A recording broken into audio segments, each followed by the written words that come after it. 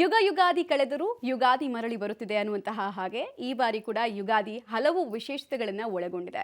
ಹಾಗಾದ್ರೆ ಯುಗಾದಿ ಅಂತ ಅಂದ ಕೂಡಲೇ ನಮ್ಮೆಲ್ಲರಿಗೂ ಕೂಡ ಹಿಂದೂಗಳ ಹೊಸ ವರ್ಷ ಅಂತ ಇದನ್ನು ನಾವು ಅತ್ಯಂತ ಅದ್ಧೂರಿಯಾಗಿ ಸಂಭ್ರಮ ಸಡಗರದಿಂದ ಆಚರಣೆ ಮಾಡ್ತೀವಿ. ಹಿಂದೂಗಳ ಪಾಲಿಗೆ ಹೊಸ ಸಂಕಲ್ಪ ಶಕ್ತಿಯ ಮುಹೂರ್ತ ಕೂಡ ಇದೇ ದಿನ ನಮಗೆ ಸಿಗುತ್ತೆ ಅನ್ನುವಂತಹ ಭಾವನೆ ನಮ್ಮದು.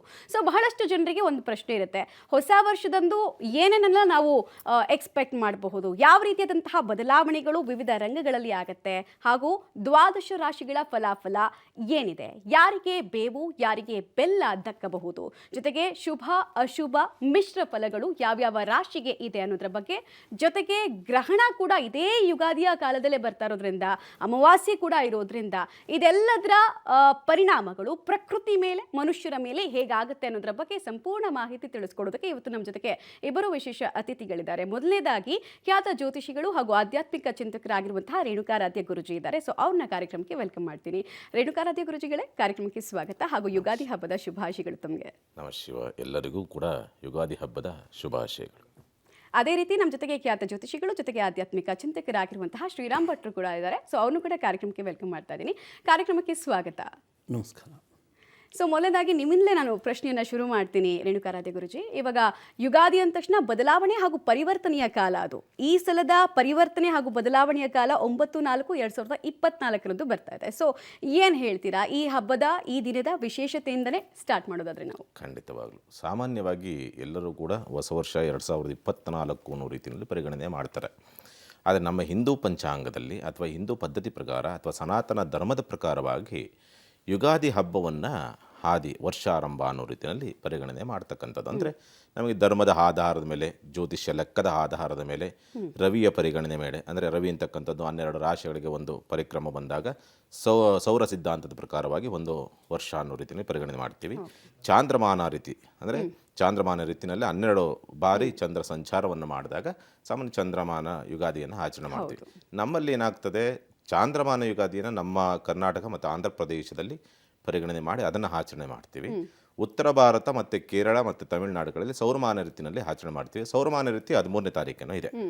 ಇದು ಯುಗಾದಿ ಆರಂಭ ಕ್ರೋಧಿನಾಮ ಸಂವತ್ಸರ ಅಂತಕ್ಕಂಥದ್ದು. ಯಾಕಂದರೆ ಸಂವತ್ಸರ ಆರಂಭ ಅಂತಕ್ಕಂಥದ್ದು ಯಾಕೆ ಪ್ರಾಮುಖ್ಯತೆಯನ್ನು ಪಡೆದುಕೊಳ್ತದೆ ಅಂತಂದರೆ, ಪ್ರಕೃತಿಯ ಚಕ್ರ ಅಂತಕ್ಕಂಥದ್ದು ಆ ರೀತಿಯಲ್ಲಿ ಪ್ರಾರಂಭವಾಗ್ತದೆ. ಪ್ರಕೃತಿ ಅಂತಕ್ಕಂಥದ್ದು ತನ್ನದೇ ಆದಂತಲೇ ತ್ರಿಗುಣ ರೂಪದಲ್ಲಿ, ಸತ್ವ ರಜೋ ತಮೋಗುಣ ರೂಪದಲ್ಲಿ ಒಂದು ಪ್ರಕೃತಿಯ ಪರಿಕ್ರಮ ಆಗ್ತದೆ.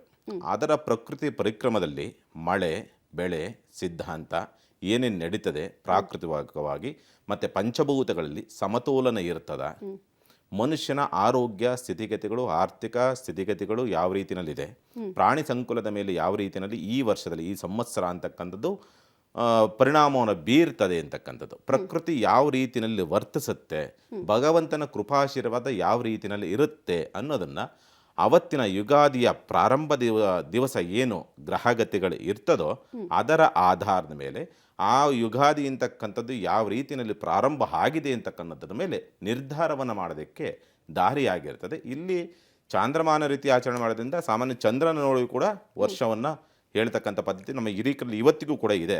ಹಿಂದೆ ಅದರ ಪರಿಣಾಮಗಳು ಜಾಸ್ತಿ ಇತ್ತು. ಈಗೇನು ಮಾಡ್ತೀವಿ, ಲೆಕ್ಕಾಚಾರದ ಪ್ರಕಾರವಾಗಿ ಮಾಡೋದ್ರಿಂದ ಸಾಮಾನ್ಯವಾಗಿ ಏನಾಗುತ್ತೆ, ಒಂದು ಎಲ್ಲರಿಗೂ ಕೂಡ ಸಾಮಾನ್ಯರಿಗೂ ಕೂಡ ಇವತ್ತಿನ ದಿವಸ ಜ್ಯೋತಿಷ್ಯ ಅಂತಕ್ಕಂಥದ್ದು ಏನು ಅನ್ನೋದು ಗೊತ್ತಿದೆ. ಆ ಜ್ಯೋತಿಷ್ಯದ ಆಧಾರ ಮೇಲೆ 9 ಗ್ರಹಗಳ ಸ್ಥಿತಿಗತಿಗಳು ಯಾವ ಸ್ಥಿತಿನಲ್ಲಿ ನಿಂತಿದೆಯೋ ಅದರ ಆಧಾರದ ಮೇಲೆ ಮಳೆ ಆಗುತ್ತಾ ಬೆಳೆ ಆಗುತ್ತಾ. ಯಾಕಂದರೆ ಮೊದಲ ಪ್ರಾಮುಖ್ಯತೆ ಅನ್ನ ಬೇಕಾಗಿರೋಂಥದ್ದು ನಮಗೆ.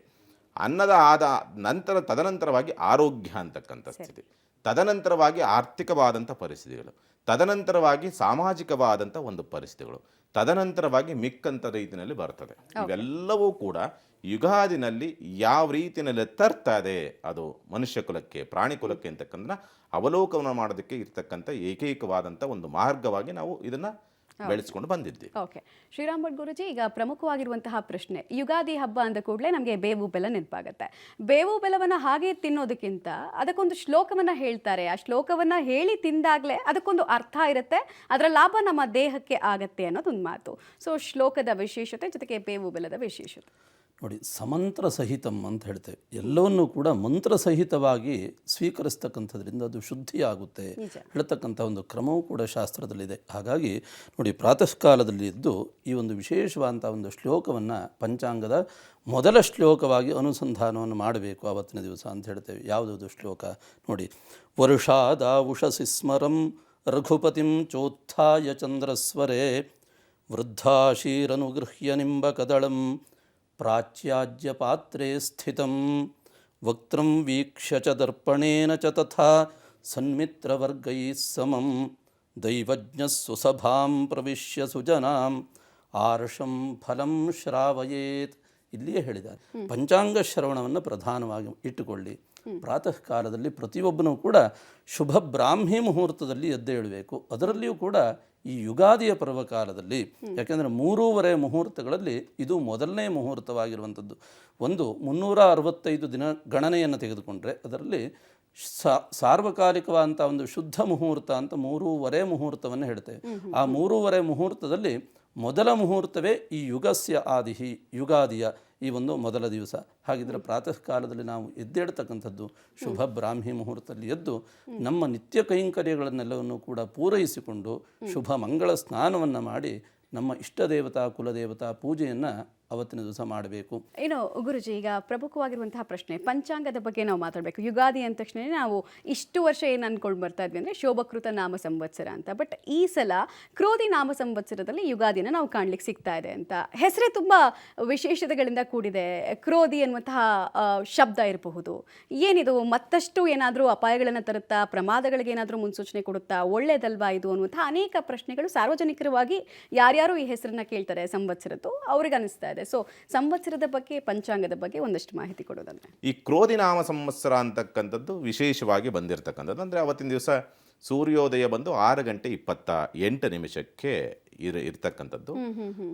ಅದರ ಜೊತೆಯಲ್ಲಿ ಚಂದ್ರ ಬಂದು ಮೇಷರಾಶಿಗೆ ಪ್ರವೇಶವನ್ನು ತೆಗೆದುಕೊಳ್ತಕ್ಕಂಥದ್ದು ಬಂದು 7:32 ತಗೊಳ್ತಾನೆ ಚಂದ್ರ ಬಂದು. ಆ ಸಂದರ್ಭದಲ್ಲಿ ಬಂದು ಅಶ್ವಿನಿ ನಕ್ಷತ್ರ ಪ್ರಾರಂಭವಾಗುವಂಥದ್ದು.